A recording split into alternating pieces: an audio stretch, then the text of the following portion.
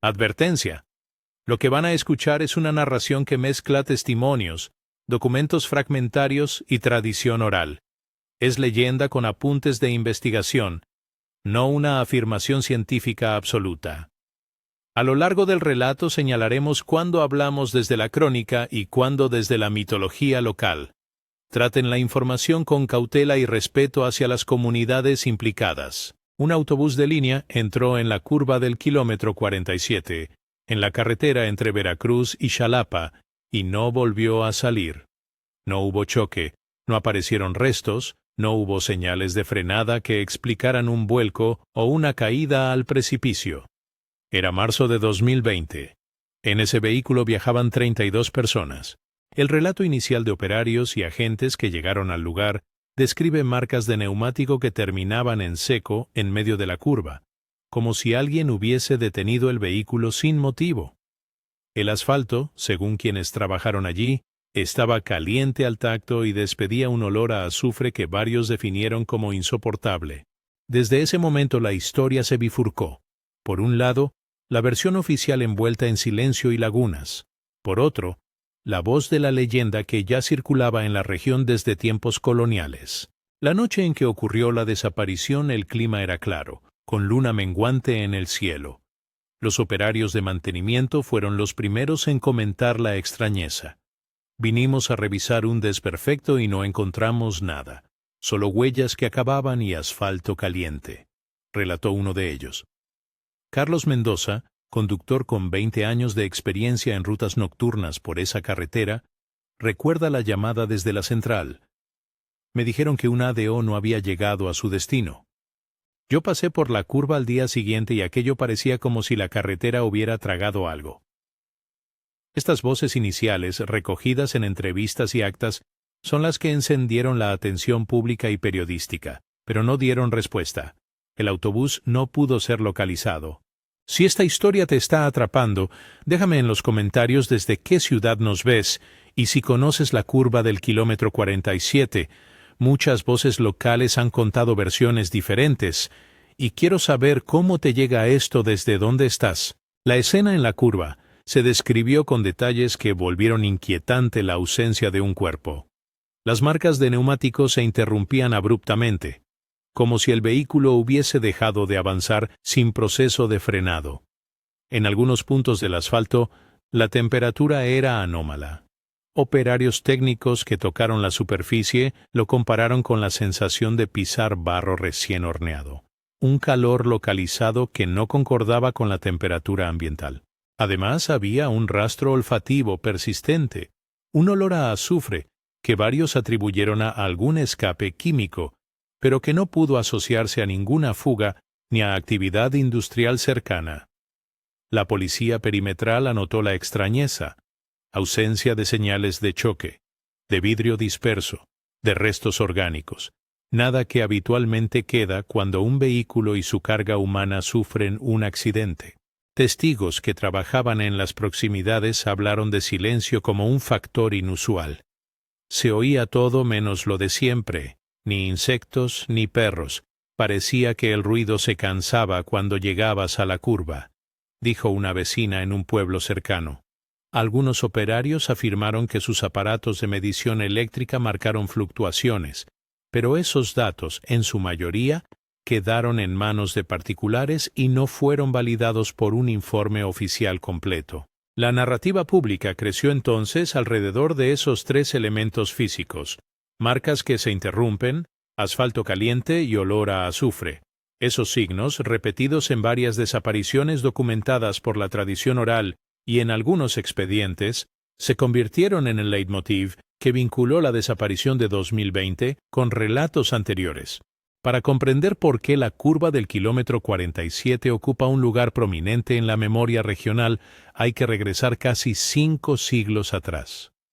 En 1527, durante los primeros años de la colonización, los españoles emprendieron la construcción de un camino que uniera costas y sierras para facilitar el movimiento de tropas y mercancías. La tradición regional, según las voces de los ancianos totonacas, sitúa en ese tramo una línea de paso ancestral que ellos llamaban Nahuacali, la casa del Nahual, un lugar marcado por límites sagrados y puertas que, según la cosmovisión local, no debían ser profanadas por el tránsito forzado de extraños. La presión para terminar la vía fue brutal. Jornadas de trabajo forzoso, tributos y, según varias narraciones, castigos y asesinatos. Entre los hombres implicados en la obra figura, en la memoria oral, el capataz don Sebastián de Orozco, encargado de imponer disciplina y mano dura. Las fuentes señalan que su gestión fue particularmente dura y que buscaba cerrar cualquier resistencia a la obra. En esos años también se menciona a un fraile, conocido en la tradición como Padre Antonio. No figura en los registros con detalle como un personaje célebre, pero en la memoria de la comunidad quedó la imagen de un religioso que, preocupado por las tensiones entre la imposición colonial y las creencias indígenas, intentó una operación simbólica. Empleó rituales sincréticos, mezclando oraciones católicas con prácticas totonacas, para sellar una grieta o herida en el territorio que había comenzado a manifestar fenómenos extraños según quienes vivían allí. La leyenda cuenta que fue un intento de evitar más desgracias, que tuvo consecuencias oscuras, y que en 1530 ocurrió una desaparición masiva que marcó el mito fundacional. Trabajadores y habitantes que no volvieron a verse. Estas narraciones tempranas son la raíz de una serie de relatos en los que los encuentros con lo inexplicable suelen coincidir con lunas llenas, equinoccios y solsticios, es decir, con momentos que en muchas culturas se consideran umbrales o días de mayor permeabilidad entre realidades. A partir de esa semilla oral, la historia de la curva se fue tejiendo a lo largo de los siglos. Cada vez que la carretera fue modificada, asfaltados, ampliaciones, intervenciones de mantenimiento, los ancianos advirtieron un repunte de sucesos extraños. En 1975, hay testimonios ya recogidos que hablan de un autobús que se desvaneció en circunstancias similares, marcas de neumático que terminan, un olor difícil de explicar y la imposibilidad de localizar el vehículo. En 1989, una furgoneta que circulaba a la madrugada reportó, según familiares que narraron los hechos después, la aparición de sombras en la cuneta antes de desaparecer. En 2003, durante trabajos de asfaltado para modernizar el tramo, 3 operarios narraron que al picar la base aparecieron cavidades y un calor subterráneo inusual. Alegaron haber sentido la mirada de algo que no pertenecía al paisaje. Cada una de estas crónicas, aunque gestionada de manera parcial por autoridades locales o ignorada por los archivos regionales, reforzó la idea de que algo en esa curva se repetía según un patrón. En 2010 la historia dio un salto hacia la investigación técnica. Un grupo de geólogos, trabajando en un proyecto de evaluación de riesgos de la carretera, detectó indicios de una gran cavidad bajo la calzada. Las perforaciones iniciales, según los informes filtrados y entrevistas con miembros del equipo, fallaron tras registrar un aumento de temperatura no explicado por razones geotérmicas convencionales. Un informe provisional hablaba de anomalías en las propiedades térmicas del sustrato y recomendaba medidas de contención, pero no existe en el dominio público un documento oficial consolidado y pleno. El expediente quedó inconcluso en manos de la dependencia correspondiente. La comunidad científica que trabajó puntualmente en el área sugirió hipótesis que iban desde bolsas de material orgánico en descomposición hasta fallas geológicas con flujo de gases, pero ninguna explicación cerrada logró coincidir con lo que narraban los testigos. La sensación de un umbral que se abre. En ese contexto apareció la figura del Dr. Eduardo Solís, un investigador con formación en físicas aplicadas y en técnicas de registro no invasivas, que abordó el caso con una mezcla de escepticismo profesional y curiosidad. Según documentos y entrevistas, Solís compiló archivos de sucesos, recogió testimonios orales de ancianos totonacas y analizó las actas disponibles. No anunció verdades, sino hipótesis. Para él había una superposición de factores, geológicos, psicológicos y culturales, que podían crear un fenómeno coherente con lo observado. Definió provisionalmente el término lugar delgado. para referirse a localizaciones donde la interpretación de la realidad se volvía ambigua y donde, según la tradición, el paso entre mundos podría volverse más permeable. Usó equipo de alta sensibilidad, magnetómetros, cámaras capaces de filmar a 120 fotogramas por segundo, sensores térmicos y registradores de campo electromagnético. Todo ello con la prudencia de no presentar resultados concluyentes, sino como piezas para un rompecabezas todavía abierto. Un punto de inflexión en la investigación llegó precisamente en marzo de 2020. El equipo del Dr. Solís, alertado por la desaparición del autobús ADO, montó una operación de campo en condiciones de discreción. Instalaron sensores y cámaras en la zona, programaron grabaciones nocturnas y dejaron un monitor de registro continuo. Fue durante un equinoccio, y el equipo había tomado la decisión de vigilar el tramo a horas consideradas críticas por la tradición, entre las 3 y las 4 de la mañana. A las 3:33 am, según las marcas de tiempo en los archivos que el Dr. Solís ha compartido con investigadores cercanos, los sensores registraron un pico electromagnético de corta duración junto a un aumento térmico localizado. Las cámaras de alta velocidad captaron una secuencia de 17 cuadros que, al analizarlos fotograma a fotograma, muestran una peculiaridad. La calzada parece superponerse por un instante con una versión más oscura de sí misma, poblada por siluetas que observan desde los contornos. Al ralentizar la secuencia y contrastarla con imágenes diurnas, los 17 cuadros muestran una escena inquietante en su ambigüedad, no en su literalidad. Lo que vimos en esas imágenes no es una película fácil de explicar, afirmó el Dr. Solís en una entrevista donde insistió en la cautela. No estamos frente a pruebas de otra dimensión.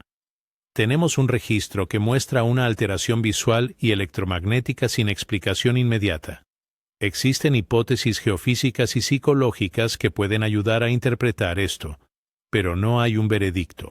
En esas fotografías de alta velocidad, las figuras se describen como sombras con rasgos antropomorfos. Algunos testigos las identificaron siguiendo tradiciones locales, con entidades como el Tlacatecolotl, descritas en leyendas como guardianes o presencias del camino oscuro.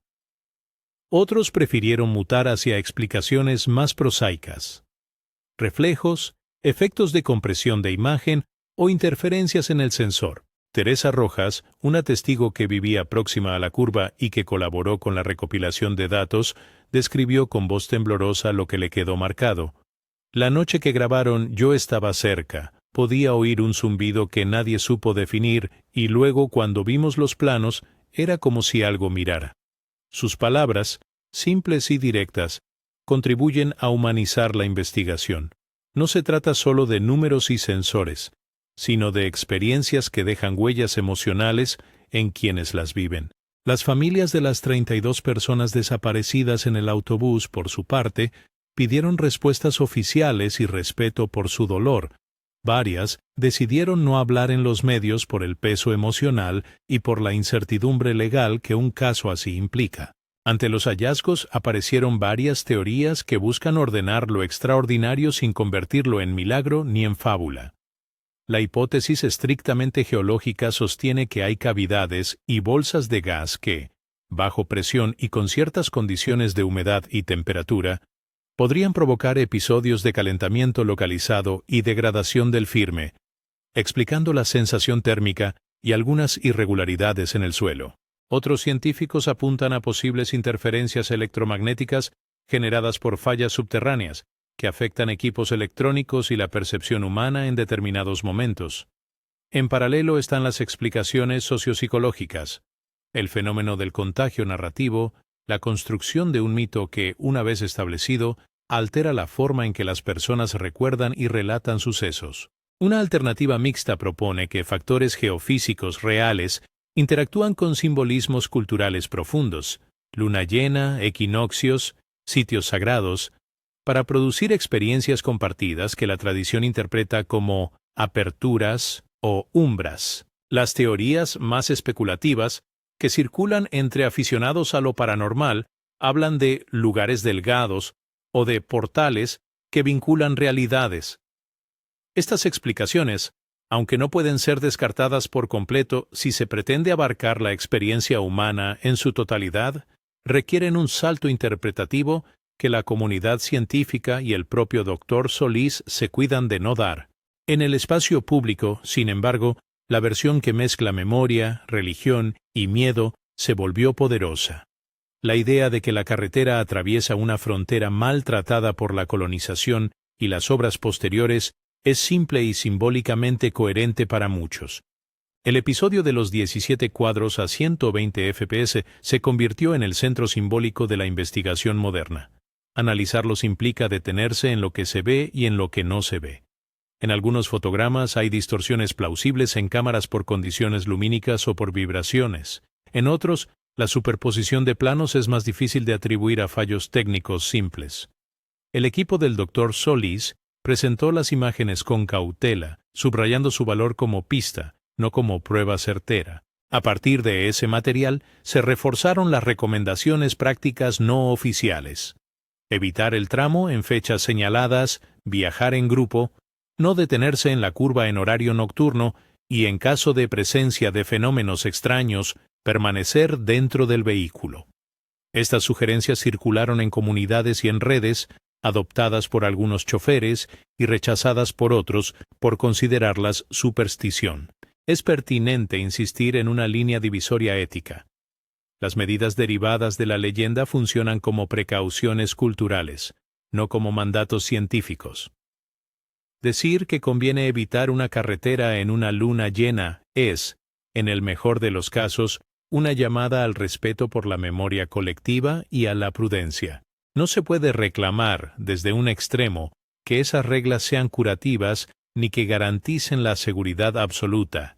Desde el otro, no se puede ignorar que muchas comunidades viven con la memoria de pérdidas y que sus costumbres pueden ofrecer pautas de prudencia basadas en siglos de observación. Entre precaución y ciencia se abre un campo de diálogo necesario.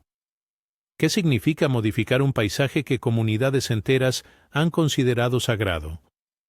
¿Qué responsabilidad tiene el Estado y qué margen de respeto cultural debemos conceder?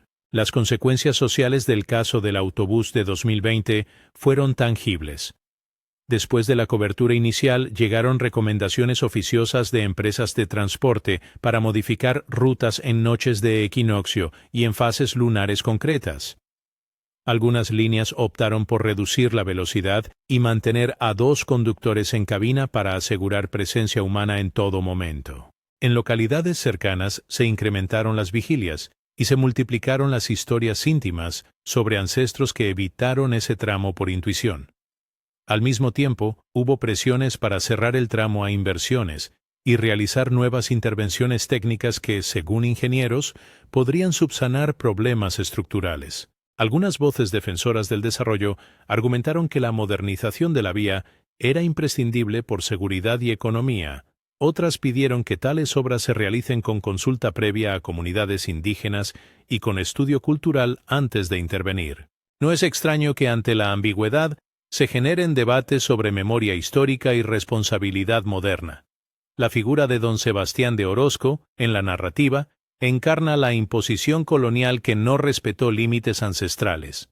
El padre Antonio simboliza una tentativa de mediación que mezcla oraciones y rituales.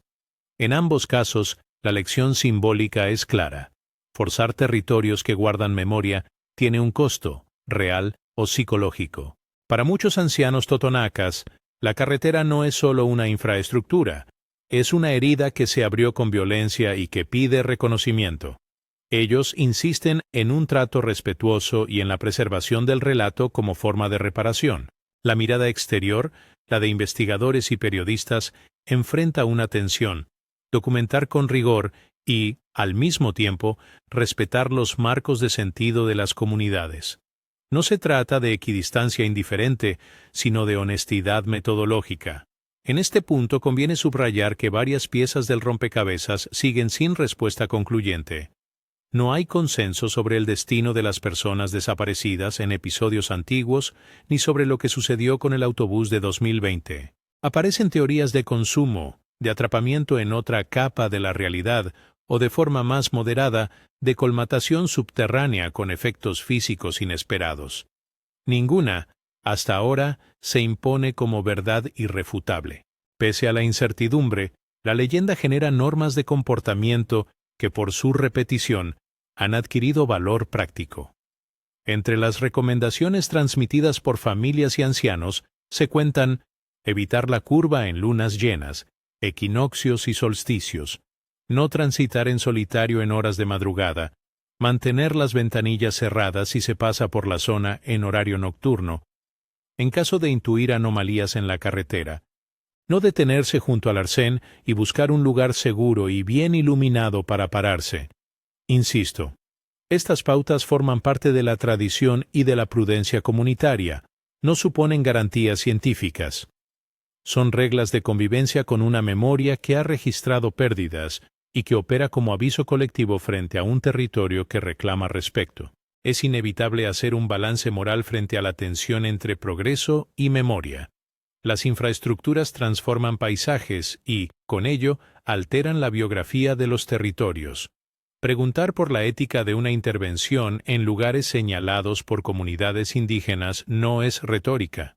Es un punto clave para evitar conflictos y para reconocer heridas históricas.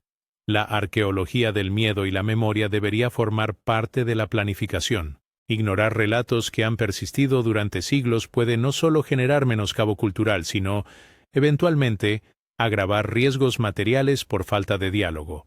Por otra parte, detener el desarrollo por superstición es también una trampa. La solución está, quizás, en protocolos que integren la ciencia con la consulta y el respeto cultural.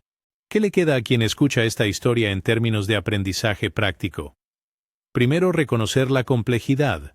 No todo misterio exige una solución única ni una explicación total. Segundo, atender a la prudencia. Cuando una comunidad advierte sobre un lugar, conviene prestar atención y, en la medida de lo posible, actuar con previsión. Tercero, reivindicar el derecho a la investigación abierta. Los materiales como las grabaciones del Dr. Solís, los informes de los geólogos de 2010 y los testimonios orales deben ser preservados, sometidos a escrutinio académico independiente y, en lo posible, puestos a disposición pública para que la interpretación no quede en manos de rumores. Hay en la historia de la curva elementos heurísticos que invitan a una lección más amplia. Las sociedades que olvidan sus límites simbólicos a menudo reproducen patrones de violencia. Las comunidades que preservan relatos no lo hacen por capricho. Muchas veces son portadoras de sabiduría acumulada. La desaparición de un autobús con 32 personas en 2020 no puede convertirse en una excusa para romantizar lo inexplicable, ni para instrumentalizar el dolor de las familias. Tampoco debe servir para clausurar la investigación rigurosa que pueda arrojar luz sobre riesgos reales. Entre leyenda y pesquisa hay un terreno de responsabilidad compartida que requiere respeto, transparencia y rigor. Antes de concluir, hay que volver a recordar lo esencial. Según testimonios y según la leyenda, la curva del kilómetro 47 entre Veracruz y Xalapa está atravesada por una memoria que se manifiesta de formas diversas. Marcas que terminan, asfalto caliente, olor a azufre, episodios coincidentes con lunas llenas y equinoccios, relatos ancestrales sobre Nahuacali y la intervención de figuras como don Sebastián de Orozco y el padre Antonio, y registros contemporáneos de anomalías por parte de investigadores como el Dr. Eduardo Solís. Todo esto compone un cuadro complejo donde la duda es la posición más honesta. No afirmamos que exista una puerta hacia otra realidad, ni sostenemos que la ciencia no tenga respuestas por ofrecer. Simplemente, recogemos un conjunto de hechos y relatos que piden ser tratados con seriedad y respeto. Para quienes se mueven por esa carretera, o planean hacerlo, considérenlo un motivo más para la prudencia. Eviten transitar el kilómetro 47 en horarios señalados por la tradición, si pueden hacerlo, y mantengan atención redoblada en condiciones nocturnas. Estas recomendaciones provienen de la memoria colectiva, no de prescripciones milagrosas, y si en algún momento la experiencia personal excede lo razonable, Lo adecuado es documentarlo con cuidado, comunicarlo a autoridades competentes y, si es posible, colaborar con investigadores serios para que los datos se analicen. La curva del diablo, así como la han llamado en voces que hoy circulan por la región, resume una tensión antigua. La modernidad que busca atravesar ámbitos sin considerar su historia y la sabiduría ancestral que pide pausa y reconocimiento. Sea cual sea la interpretación final, la historia exige respeto por las víctimas, por las comunidades y por la búsqueda honesta del conocimiento. Si esta narración te ha interesado, compártela con quienes viajan por la carretera Veracruz-Xalapa y suscríbete para más historias que exploran leyenda, investigación y memoria. Recordamos, una vez más, que esto se presenta como relato mixto, leyenda y documento, no como prueba científica absoluta. Mantén la prudencia en la carretera y el respeto por quienes guardan la memoria de estos lugares.